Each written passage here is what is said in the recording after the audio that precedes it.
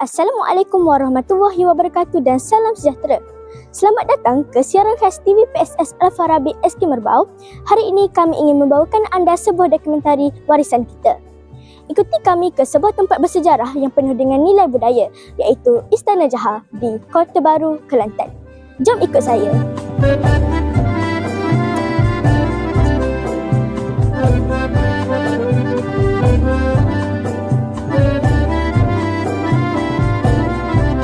Sebaik melangkah masuk ke Istana Jahar, pengunjung dapat melihat pelbagai khazanah warisan Diraja Kelantan. Antaranya ialah pakaian diraja yang diperbuat daripada songket, cucuk sanggul tradisional serta tepak sirih yang melambangkan adat dan kehalusan budaya Melayu. Saya kini berada di ruangan utama Istana Jahar yang dahulunya menjadi kediaman diraja dan kini menjadi Muzium Adat Istiadat Negeri Kelantan. Ruang ini digunakan sebagai ruang utama untuk mempamerkan adat istiadat persandingan pengantin Diraja Kelantan. Saya kini bersama Encik Zaidan, pembantu operasi Muzium Adat Istiadat Negeri Kelantan. Soalan saya, apakah keunikan utama Istana Jahar? Okey, keunikan dia adalah kerana reka bentuk dia. Reka bentuk tradisional Melayu Kelantan.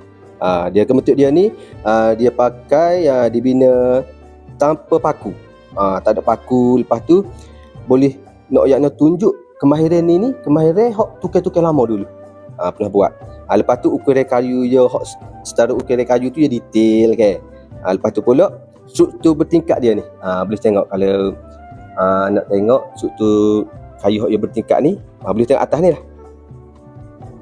Lepas tu fungsi asal dia ni sebagai istana diraja. Fungsi asal dia ni pernah jadi kediaman kerabat diraja dulu. Kerabat diraja Kelantan, bukan sekadar bangunan biasa. Di bahagian ini, pelbagai artifak dan koleksi barangan antik dipamerkan sebagai khazanah warisan masyarakat terdahulu. Antaranya ialah pelita tembaga berkaki, ketul tembaga, senduk, gelas tembaga, bekas tali sifat, beg tangan dan banyak lagi. Setiap artifak ini mempunyai nilai sejarah tersendiri dan menggambarkan cara hidup masyarakat Melayu pada zaman dahulu. Setiap artifak yang dipamerkan mempunyai nilai sejarah yang tinggi dan menjadi simbol kebudayaan masyarakat Melayu.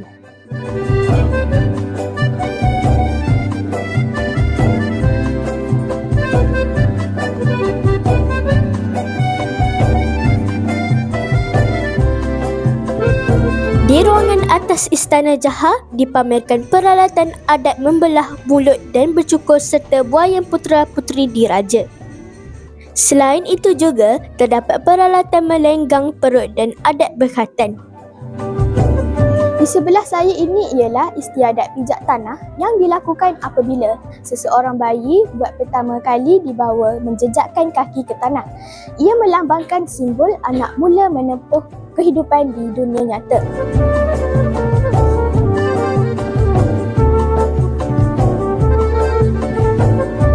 Kesimpulannya, lawatan ke Istana Jahar memberi kami pengalaman yang sangat bermakna.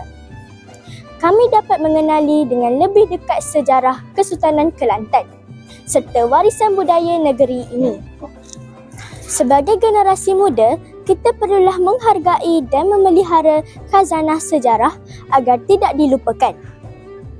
Saya Syifa, mewakili kru TV PSS Al-Farabi Sekolah Kebahasaan Merbau mengucapkan terima kasih dan Assalamualaikum warahmatullahi wabarakatuh.